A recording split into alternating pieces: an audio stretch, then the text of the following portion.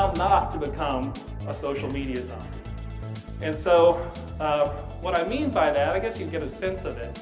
You know, there's so much automation, there's so many bots, there's so many just kind of brands passing in the night without any really authentic engagement, that there's a real danger of just being within all these millions of people on Twitter, for example, just feeling very lonely, like, what am I doing out here?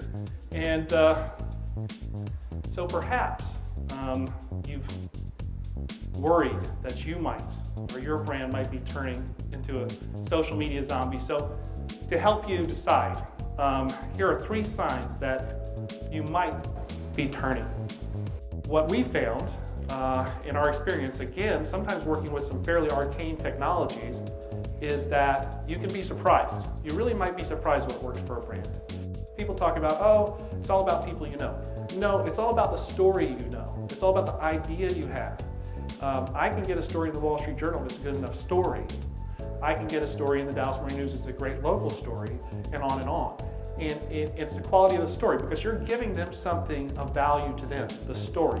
The story is not about you, it's typically about tying your company into some larger story or trend that would be of interest to them and their audience. Use automation as a tool, not a crutch. It's good to schedule. I think using tools for scheduling are great. It ensures that you've kind of got that constant drip going in front of your audience, but that you can't just kind of set that on autopilot, and really too many companies do. High quality content, it's obvious. I mean, Google has declared war on generic content. That's what the war against kind of SEO gamesmanship has been about. There's no substitute for actually having a genuine interest in what your clients do and the larger landscape that they're within. That's how you become successful. Nothing is static. So as good a plan as you put together, you've got to be prepared for it to change.